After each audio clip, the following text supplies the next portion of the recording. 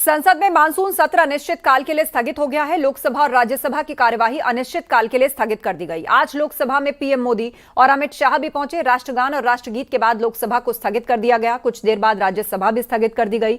25 दिन तक लोकसभा की 18 बैठकें हुई, लेकिन काम हुआ सिर्फ 17 घंटे 4 मिनट। यानी एवरेज देखें तो एक दिन में 1 घंटा भी लोकसभा नहीं चली। पहले दिन से संसद के दोनों सदनों में हंगामा होता रहा।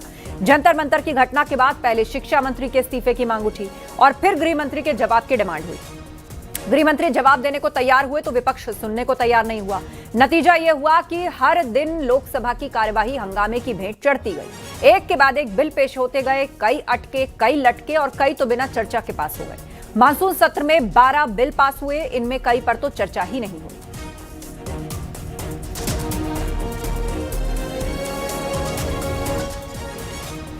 बिजनेस के दृष्टि से बहुत अच्छा सेशन रहा। कुल 12 बिल्स हमने पारित किए हैं। चर्चा की दृष्टि से अच्छा नहीं हुआ है।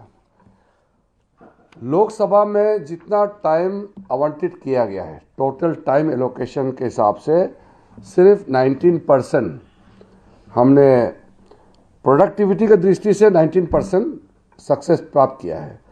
राज्यसभा में 39%।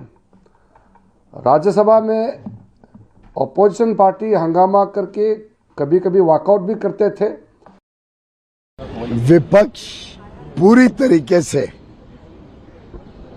एक्सपोज हो चुका है।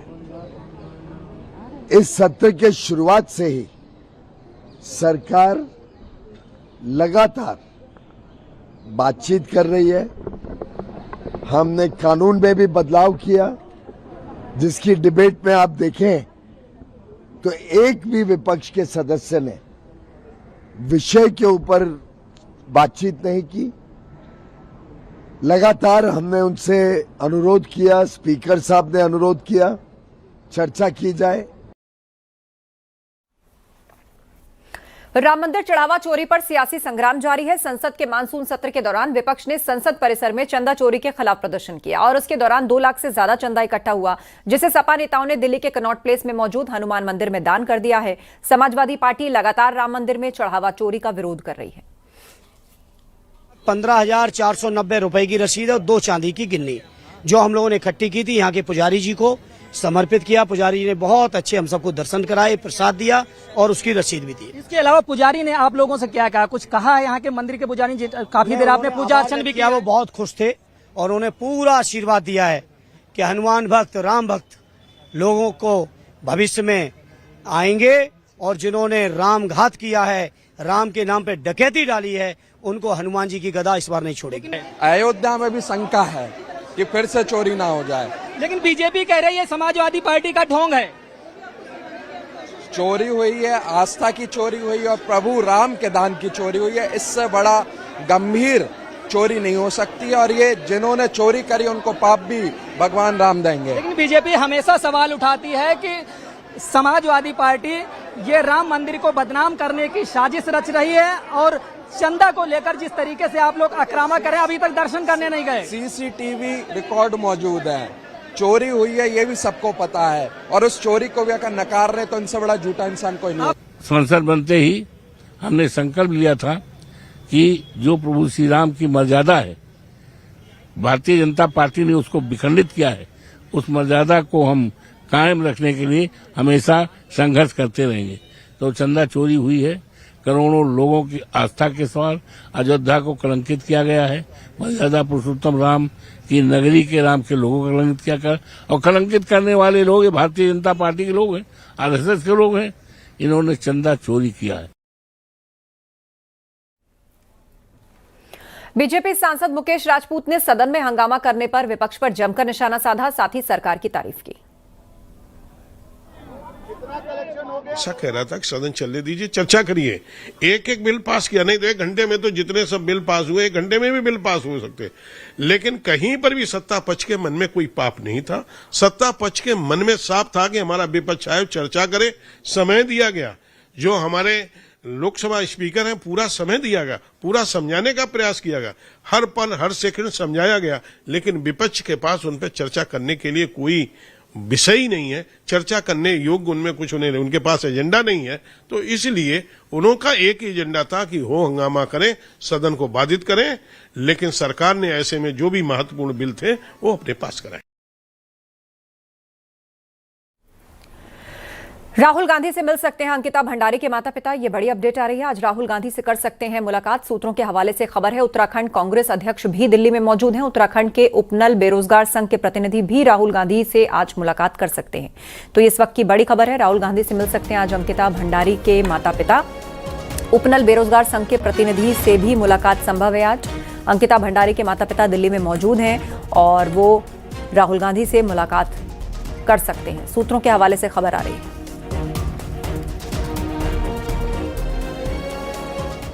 राज्यसभा में मल्लिकार्जुन खड़गे ने आरोप लगाया कि उत्तराखंड में उनके भाषण के बाद स्टेज का शुद्धिकरण किया गया। खड़गे ने कहा कि बीजेपी ने स्टेज का शुद्धिकरण करवाया और शुद्धिकरण करके मेरा अपमान किया गया। वहीं खड़गे के आरोप पर जेपी नड्डा ने कहा कि शुद्धिकरण का विषय बहुत दुखदायी है, भाजपा ऐसे कृत्य का समर्थन नहीं करती, आरोपों की तहकीकात की जाएगी। और बड़े दुख के साथ कहना पड़ता है, मैं हल्द्वानी में पब्लिक स्पीच में रामलीला मैदान में रामलीला स्टेज पे भाषण किया और लाखों लोग वहां पर थे। उस वक्त मैंने किसी समाज का, किसी धर्म का नाम नहीं लिया, सिर्फ मैं लोगों के समस्याओं को वहां पर बताया। लेकिन मेरे स्पीच होने के बाद कल वो लोग, बीजेपी के लोग सब मिलके हवन करके उस स्टेज का शुद्धिकरण करने का काम किए। माननीय खड़गे जी ने कहा है, ये सच में बहुत ही दुखदाई विषय है और ये दुखदाई सिर्फ कांग्रेस पार्टी के लिए नहीं, ये दुखदाई हम सब के लिए है।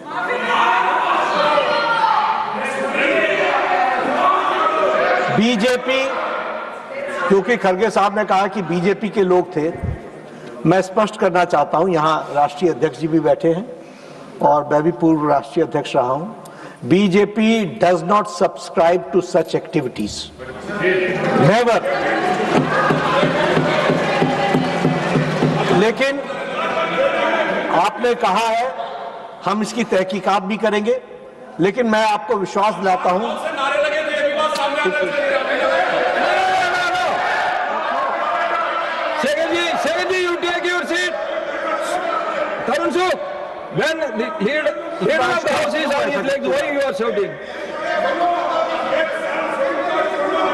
लेकिन जो भी बात हुई है उसकी तहकीकात जरूर होगी। लेकिन मैं स्पष्ट करना चाहता हूं, इस तरह की एक्टिविटी को भारतीय जनता पार्टी कभी भी सब्सक्राइब नहीं करती है। मैं भर्त्सना करता हूं और मैं भर्त्सना भी करता हूं और राष्ट्रीय अध्यक्ष जी इसको गहराई से देखेंगे भी। लेकिन आपकी भावनाओं को जो ठेस पहुंची है वो सच में हम सबके लिए खेद का विषय है। जेनजी को गटर जनरेशन कहने वाली कंगना रनौत ने अब सफाई दी है। कंगना रनौत का कहना है कि उनका बयान युवाओं के लिए नहीं था, बल्कि उन्होंने उन लोगों को कहा था जो खुद को कॉकरोच कहते हैं। जो लोग खुद को कॉकरोच कहते हैं, और अगर हम कहें कि कॉकरोच गटर से निकलते हैं तो उसमें गलत क्या है? जो लोग खुद को कॉकरोच बोलते हैं, तो अगर हम कहें कि कॉकरोच तो गटर से निकलता है तो इसमें क्या बुराई है? तो मैं ये कहना चाहती हूँ कि जो लोग खुद को कॉकरोच कहते हैं, तो हम तो साधारण यही कह रहे हैं कि भाई गटर आपका घर है, तो अब आपको इससे क्यों दुख हो रहा है? लेकिन जो लोग खुद को कॉकरोच नहीं कहते हैं और उनको कॉकरोच से कुछ लेना देना, मैं तो नहीं मानती कि मैं कॉकरोच हूं, मैं नहीं मानती मैं कॉकरोच हूं। जो लोग नहीं मानते, तो मुझे कोई कहेगा कि मैं गटर में रहती हूँ तो मैं मना करूंगी नहीं, लेकिन जो कहते हैं कि मैं कॉकरोच हूं तो वो गटर में ही रहेगा और क्या, तो उस तरह की उनकी मानसिकता होगी।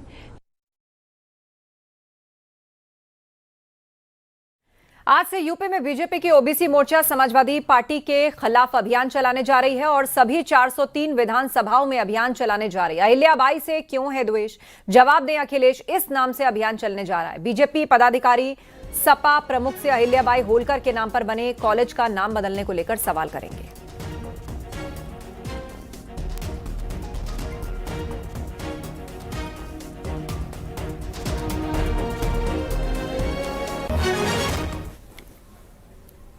लखनऊ में आज विश्व हिंदू परिषद और बजरंग दल ने रन फॉर वंदे मातरम का आयोजन किया। अखंड भारत संकल्प दिवस के तहत यह आयोजन किया गया। वंदे मातरम के 150 साल पूरे होने पर यह दौड़ सुबह 7:30 बजे हजरतगंज चौराहे से शुरू हुई। साहू सिनेमा, केडी सिंह बाबू मेट्रो स्टेशन और परिवर्तन चौक होते हुए हजरतगंज मार्केट पहुंची और फिर वापस हजरतगंज चौराहे पर खत्म हुई। विश्व हिंदू परिषद और बजरंग दल के युवा इसमें शामिल हुए।